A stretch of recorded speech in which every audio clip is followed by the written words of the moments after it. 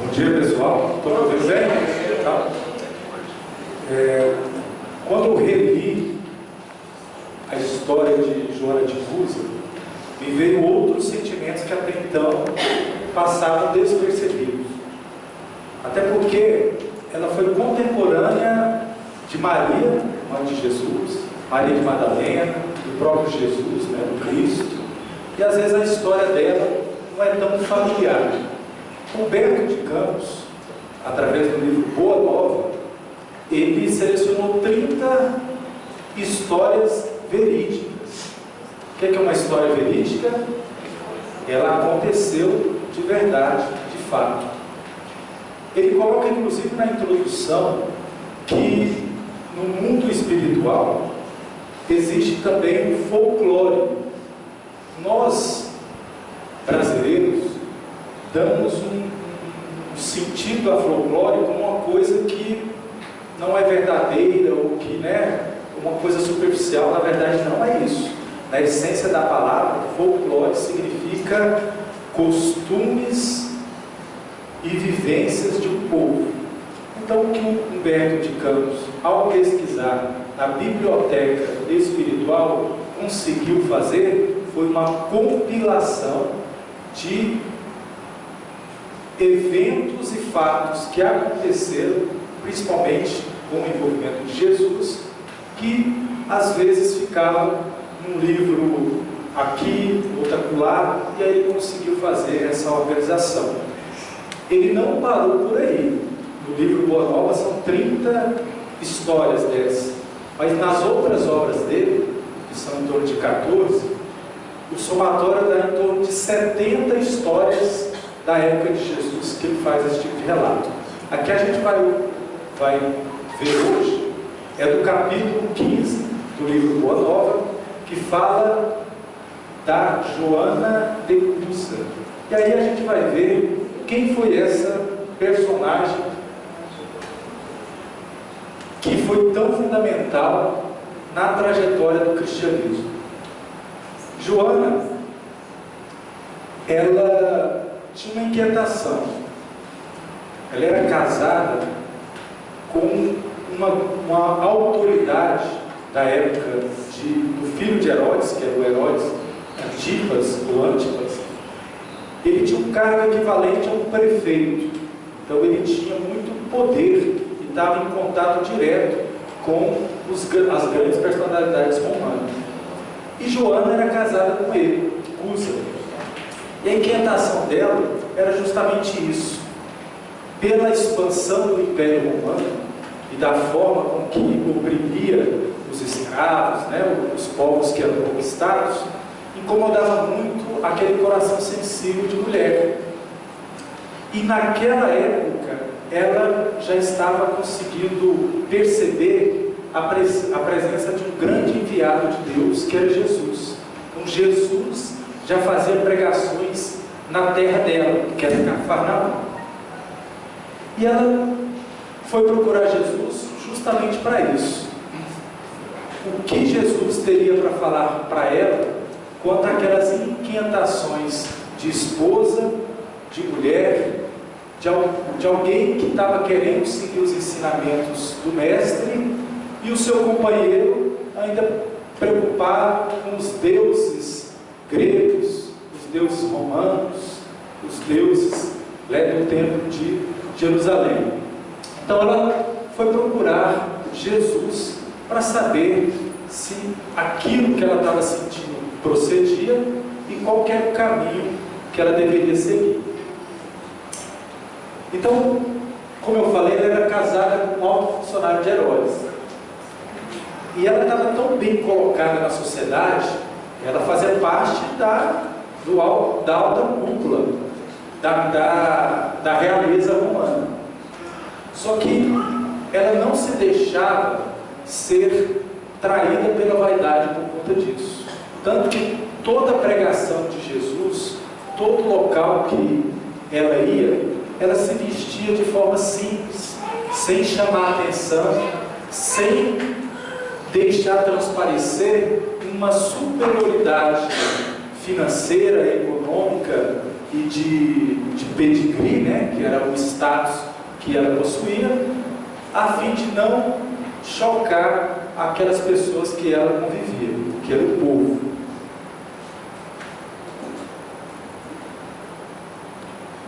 E Herodes, filho do Herodes que perseguiu, né, o Jesus enquanto criança, ele tinha vários poderes. Ele era um ser, até então, quase uma divindade na terra. E o esposo de Joana gozava dos mesmos prestígios. Então ele tinha muitas posses, ele tinha muitas regalias, em detrimento de, às vezes, tomar decisões equivocadas do ponto de vista moral.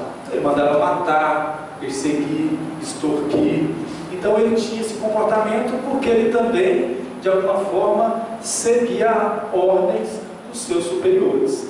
Então quem era contra Roma, fatalmente seria condenado aí à fogueira, aos leões, né?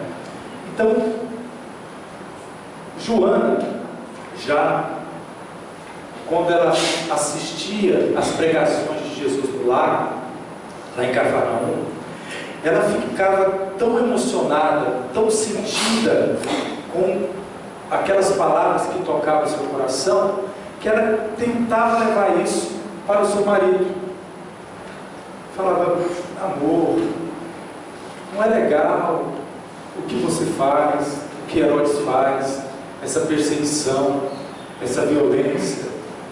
Nós temos, segundo Jesus, que seguir o caminho do amor, da caridade. E aí, como bom marido, né? Cadê os maridos aqui? A gente dá muito ouvido para as esposas? Não, vai preocupar com outras coisas, vai fazer o cabelo, né? Vai lá, pede umas servas lá para te dar banho.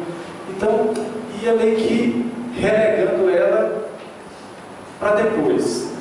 Então eles não tinham um diálogo que possibilitasse ela expor aquelas convicções que ela estava tendo, para que o marido pudesse rever a forma do seu comportamento e mudar. E aí ela ficou desgostosa, ela ficou baqueada, a autoestima dela foi ao chão. E aí ela, fragilizada, ela quis encontrar um consolo.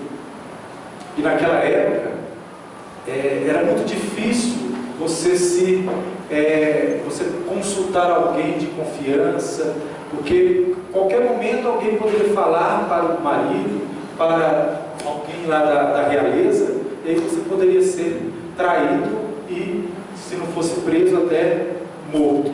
Então ela só tinha alguma pessoa que ela tinha confiança de despir, né, se despir de toda a sua alma, que era Jesus.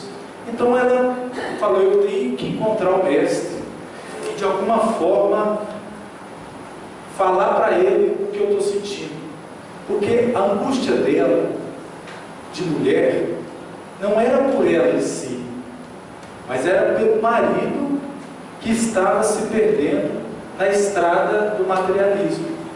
Então ela estava triste por ele e por não dar conta de, como cônjuge, como a esposa fiel, convencê-lo de que o caminho que ele estava trilhando não era o mais adequado.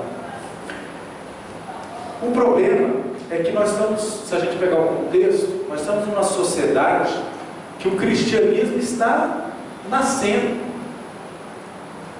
Jesus fez uma pregação mais intensiva de apenas 3 anos. Então, até então, o que se vigorava era o politeísmo. Então, era a crença em vários deuses. Então, era uma misturaiada de crenças, de valores, o que eu sigo, o que é certo, o que é errado. E o esposo de Joana de Cusa era da mesma forma. E ele ainda estava dividido. Ora ele comparecia ao templo de Jerusalém, ora sacrificava aos deuses romanos. E aí, sacrificar aos deuses romanos, a gente vai se remeter a sacrifícios mesmos, animais, que tinha muito sangue. Era a cultura para que os deuses gregos, romanos, não ficassem com ira, com ódio, sacrifícios, até mesmo humanos, precisavam ser feitos para acalmar esses deuses. Olha o tanto que porque nós estávamos na caminhada evolutiva, fazemos parte desses que acreditavam nessas divindades. Olha o tanto que a gente já conseguiu caminhar. A gente já acredita que Deus não pode ficar irado, com raiva. Não seria Deus se tivesse esses sentimentos inferiores. Mas naquela época se achava isso. Então, por uma plantação que as pragas comiam, destruíam, se acreditava que algum dos deuses estava insatisfeito com aquele povo. E aí precisava de algum sacrifício para amenizar aquela situação e a produtividade, o plantio ser bem sucedido novamente. Então, o esposo de Cusa, de Joana, ele transitava nessas crenças ainda do passado, bem longínquo, entre os deuses romanos e os deuses já de Jerusalém.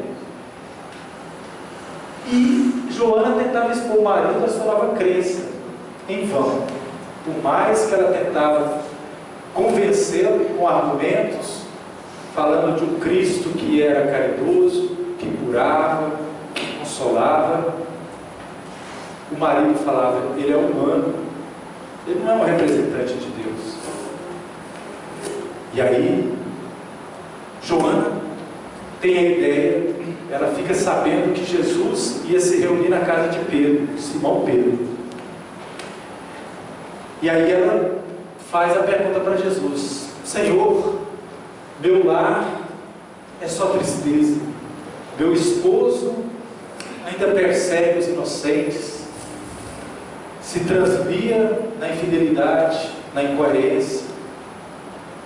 O que eu posso fazer enquanto esposa, enquanto alguém que o ama, para que ele possa receber em sua alma seus valorosos conselhos e a partir daí abandonar as crenças antigas? Jesus, que antes mesmo das pessoas que iriam ao encontro dele falar qualquer coisa, Jesus já auscultava, ele já conseguia ler os pensamentos, sentir as vibrações do sentimento das pessoas. Então ali ele encontrou de fato uma mulher que estava fragilizada nas suas convicções de que ela queria cuidar do marido, queria fazer com que ele pudesse de alguma forma melhorar, e ela não estava conseguindo. Olha a resposta de Jesus: entre o sincero discípulo do Evangelho e os erros milenares do mundo, começa a travar-se o combate sem sangue da redenção espiritual. Agradece ao Pai o haver te julgado digna do bom trabalho desde agora. Teu esposo não te compreende a alma sensível? Compreender-te-á um dia. Ele é leviano e indiferente, ama-o mesmo assim. Não te acharias ligadas a ele se não houvesse para isso razão justa. Servindo com amorosa dedicação, estarás cumprindo a vontade de Deus. Falas-me de teus receios e de tuas dúvidas. Deves, pelo Evangelho, amá-lo ainda mais. Os sãos não precisam de médico. E aí ela prossegue: Senhor, não julgais acertado que lute por impor os vossos princípios? Agindo assim, não estarei reformando o meu esposo para o céu e para o vosso reino?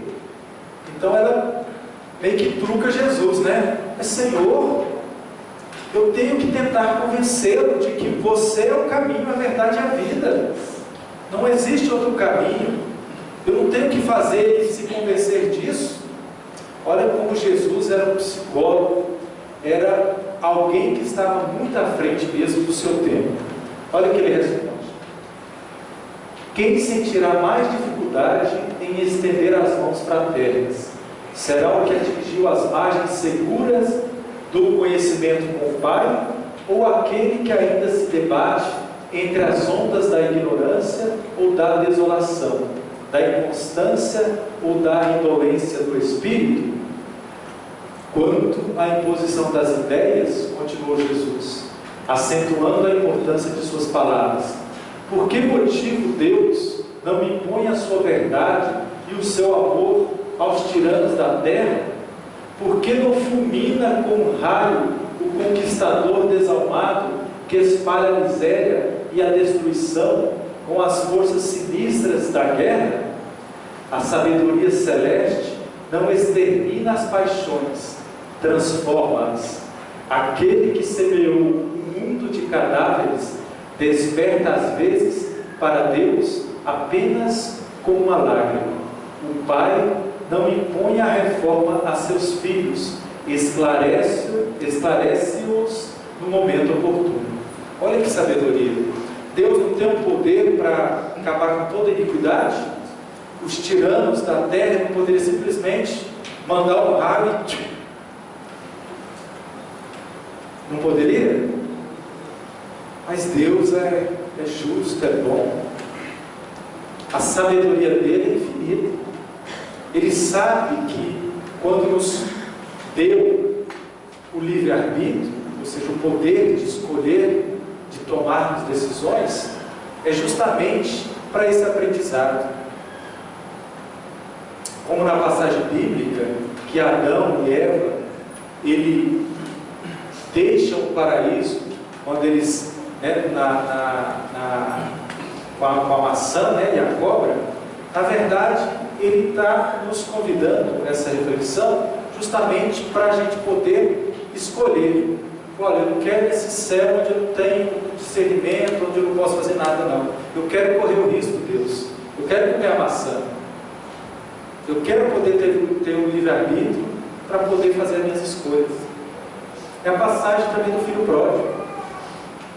Não é errado sair, deixar o pai, mas o certo é voltar para ele. Sair e ficar é uma coisa, é uma equipe. Agora, quando eu volto, quando eu retorno para o pai, aí sim. E Deus quer justamente isso. Ele não precisa mandar nenhum raio para exterminar aqueles que estão transviados, estão cometendo equívocos. Pela educação é que a transformação agirá em cada um de nós. Então olha que sábias palavras Jesus coloca na Joana. Você não tem que impor nada a seu marido, o seu tempo. Você não precisa abandoná-lo, porque Joana chega um momento e ela fala: eu quero segui-lo, Senhor. E ela chega a falar, a dar a entender de que se for preciso eu deixar meu esposo, eu vou deixar. Jesus poderia falar assim: deixa ele, daqui 2000 anos vai ter a lei do divórcio aqui, que vai facilitar as coisas. Mas não, ele continuou persistindo. Não desista dele. Vai ser pelo amor, pelo carinho. E mais na frente, como é o Dia das Mães hoje, Jesus vai fazer uma fala que vários espíritos depois dele ratificaram. Ele vai falar o seguinte: na maioria das vezes, o esposo é para a mulher, para a esposa, assim como o filho é para a mãe. Então nós, maridos, esposos, nós estamos na condição daqueles filhos que precisam que a mãe carregue, alimente, dê carinho, brigue quando precisa, seja enérgico. Olha só, porque do ponto de vista da evolução espiritual, a alma feminina, ela desenvolve um pouco mais rapidamente o lado do sentimento, e a alma masculina o lado da razão. Mas Deus é tão perfeito que a gente fica alternando, não é? O espírito ora reencarna no corpo feminino, outra hora no corpo masculino, para a gente poder equilibrar razão e coração. Mas normalmente no lar, a mulher é que é a base para que o lado dos sentimentos, das emoções, possa prevalecer. Aí ele segue. E Joana assim viveu. Passado aquele diálogo fraterno que Jesus acalentou o coração de Joana, Joana passou a ter uma resignação tão intensa que ela de fato passou a ser uma dos primeiros cristãos que de fato seguiu Jesus, inclusive em vida. Ela ainda pegou a fase onde Jesus é crucificado. Inclusive em Lucas fala-se que ela era uma das mulheres, das 3 mulheres, que foi ver lá o sepulcro, né, na caverna, na pedra, e o corpo de Jesus não estava lá. Então ela retornou ao lar e transformou todas as suas dores num hino de triunfo, silencioso em cada dia. Procurou esquecer as características inferiores do marido, enaltecendo o que ele possuía de bom. E como Deus é bom, né? Um filho veio enriquecer os dias e os anos passados. Todavia, perseguições políticas e reveses se abateram, finalmente, sobre o ex-intendente Cusa, que era o esposo dela. Traições, né, no próprio governo de Herodes fizeram com que ele, que tinha um cargo muito elevado no Império Romano, fosse aos poucos sendo renegado. O seu patrimônio foi sendo acabado e o prestígio também. Naquela época era quase que como uma derrota moral. Aquelas pessoas que tinham chegado a um estágio de ser quase um Deus na terra, por conta do status da realeza, e em pouco tempo pudesse ser quase como um escravo dos povos que eram conquistados. E aí ele ficou com muita ira, muita raiva daqueles que o traíram. E a gente sabe que nossos pensamentos, eles criam energias salutares e nocivas, não é isso? Então quando a gente está com ódio, com raiva, com ira, o que acontece com os nossos sentimentos, nossas vibrações interiores? Baixam o padrão vibratório também, não é verdade? Então ele ficou muito possessivo de uma vingança, de uma ira contra aqueles que tiraram toda a sua riqueza, todo o seu patrimônio, todo o seu prestígio. E aí veio as moléstias, porque as doenças do corpo físico nada mais são do que reflexo do nosso espírito, da nossa alma. Então, se o nosso espírito está doente, fatalmente, obrigatoriamente, como consequência, lei de causa e efeito, nosso corpo físico vai manifestar isso. Então ele entrou num processo de perda de saúde, que ele foi definhando, até que veio a desencarnar. E aí Joana fica viúva, com um filho pequeno, e além disso, sem patrimônio, sem dinheiro, sem nada. E aí ela é obrigada a fazer o seguinte: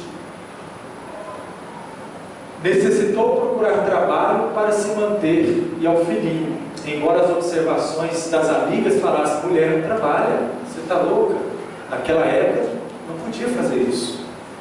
E aí Joana se lembrou que o próprio Cristo era um carpinteiro que fazia uso das suas mãos para ganhar o próprio pão. Então ela falou: se o mestre, que eu admiro bastante, trabalha, por que eu não vou trabalhar? E assim ela trabalhou. Fiel a Jesus, recordava que ele também havia trabalhado, modelando a madeira na modesta carpintaria, ele, o divino mestre. E ela, como ela tinha que cuidar do filho, ela passou a cuidar dos filhos de outras pessoas também. Então aqueles órfãos, aqueles filhos que principalmente o pai tinha falecido, ela passou a dedicar, através do trabalho braçal mesmo, ela conseguiu levar o pão e o carinho para essas crianças. Quando no dia 27 de agosto de 68, então nós estamos falando de 68 depois de Cristo, então, junto a outros 500 cristãos, foi levada ao poste de martírio, de cabelos nevados. Ela ouve as queixas de um homem novo, amarrado ao poste próximo. Então, quando Jesus é crucificado, intensifica-se o que naquela época? A perseguição aos cristãos. Então, todo aquele que acreditava, que tinha a crença que Jesus era o Salvador, que deveria ser fiel a Ele, era perseguido para ser escravizado, preso e morto. Mas, na época, eles tinham uma benevolência que era o seguinte: você é capturado, alguém te denunciou como um cristão, você tinha o direito de negar que era crente a Jesus, e aí você era absolvido, você era solto. Então, por que eles faziam isso? Não era uma benevolência caritativa, não. Era porque aquilo incomodava tanto o Império Romano, aqueles cristãos que, mesmo diante dos leões, da fogueira, não negavam Cristo. Então, fazer com que, pelo medo, alguns negassem, seria a vitória do Império Romano à época. Então, eles queriam provocar isso, e desfazendo a crença naquele Jesus que eles tanto temiam. E aí, esse homem que está amarrado, preso ao lado dela, na verdade é o próprio filho. O filho de Joana está preso ao lado dela, amarrado e prestes a ser queimado, depois de chicotadas, terríveis chicotadas.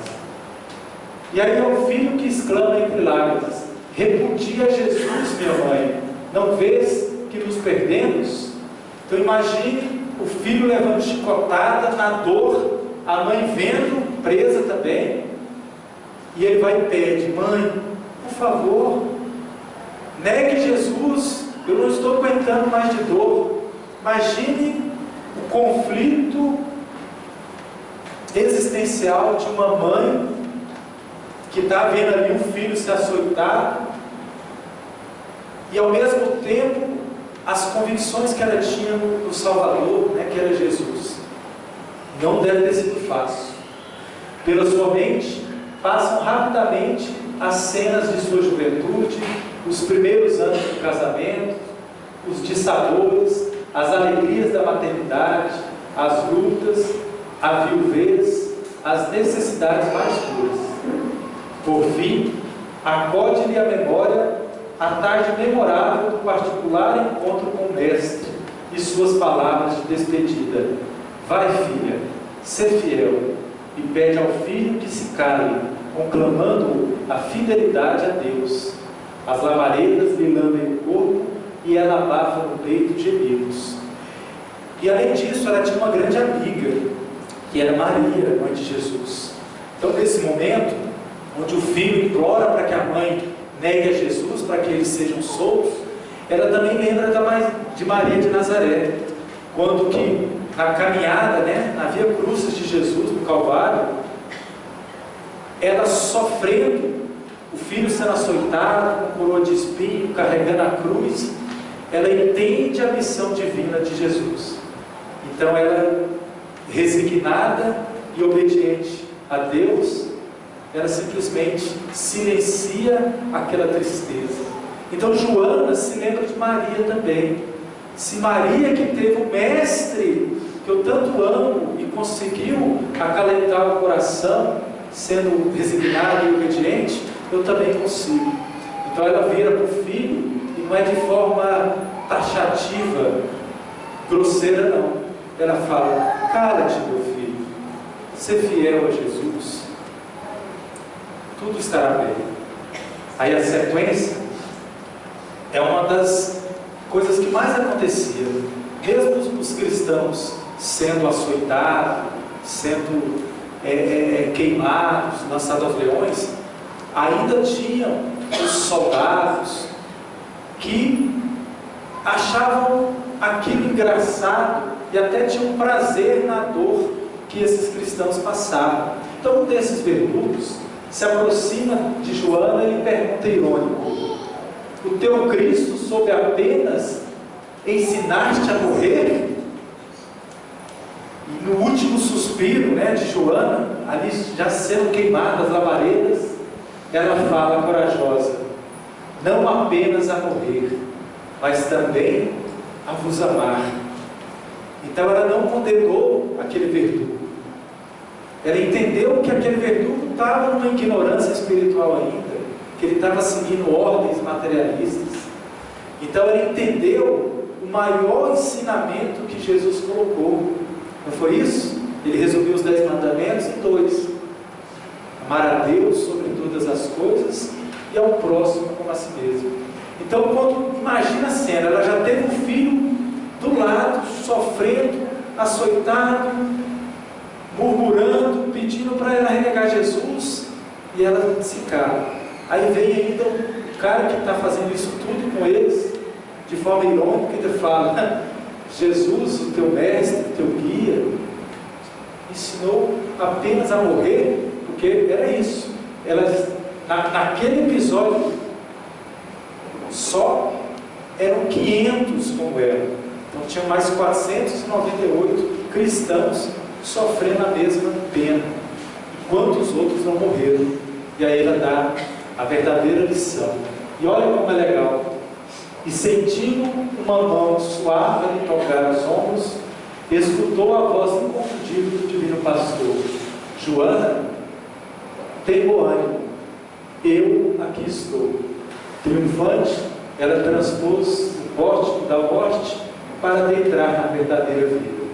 E outras obras, não só Boa Nova, mas também há 2000 anos, 50 anos depois, Paulo Estevam e outras, Renúncia, vai falar justamente dessa fé dos cristãos, os primeiros cristãos lá do século I, do século II, a resignação que eles tiveram, o testemunho de fé, onde eles cantavam louvores a Deus, a Jesus, e de fato todos eles eram recebidos pelo próprio Mestre no plano espiritual.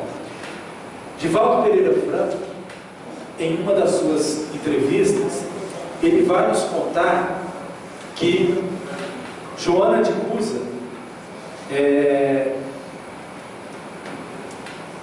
foi ou reencarnou como Joana de Ângeles. Então, ou seja, ela continuou servindo a Jesus em outras reencarnações. Independente de quem ela passou a ser, reencarnar, o testemunho desses cristãos de primeira ordem, eles nos enchem de esperança de que vale a pena o sacrifício consciente, o esforço, a dedicação da gente continuar. Se o filho, vocês que são mães, estão dando trabalho, se a gente já está querendo, está fraquejando, está querendo desistir, coragem, perseverança, valerá a pena. A figura materna é a figura que mais se aproxima dos anjos. Em várias comunicações dos espíritos, em processos de entidades ainda materializadas no egoísmo, na vaidade, na violência, é a figura materna que acalenta, que toca essas almas endurecidas. Em várias ocasiões, verdadeiros tiranos começaram a chorar quando tiveram a visualização da sua mãezinha afagando seus cabelos, tocando em suas faces. Então é vocês, mãe, que a gente dedica a lição de hoje, de Joana de Cusa, que assim como Maria, que conviveu ao mesmo tempo na época de Jesus, se sacrificou sem marido, na viuvez, conseguiu pelo trabalho honesto o pão para matar a fome do seu filhinho e principalmente dar um exemplo de coragem, de fé e de obediência a Deus. Então a gente encerra essa lição de hoje, fazendo com que hoje, ao encontrar seus filhos, seus pais, nesse momento familiar, faça uma oração a Jesus, a Maria, nossa linda mãezinha, que sempre está conosco nos dias de agora, que a gente possa perseverar na esperança de que vai melhorar, as coisas vão melhorar, vai dar tudo certo.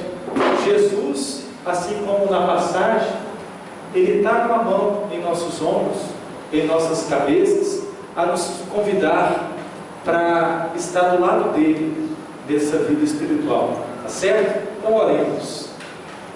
Então agradecidos a Deus,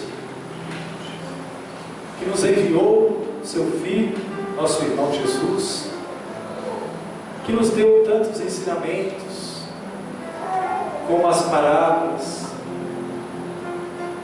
a nos convidar para a verdadeira vida, para a verdadeira vivência com os nossos irmãos de caminhada.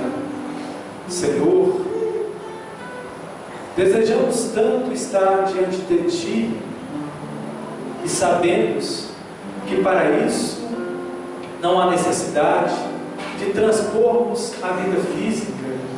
Aqui mesmo, no plano físico, podemos Te abraçar, podemos cantar, podemos dançar, podemos viver as Suas verdades, as Suas maravilhosas lições.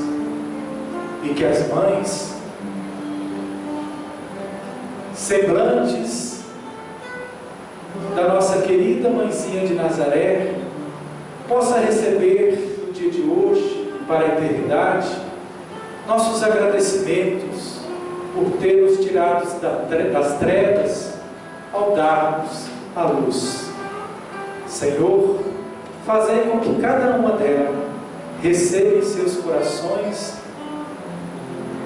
o nosso carinho, o nosso agradecimento de filhos que amam as suas mãezinhas. Graças te damos, que assim seja.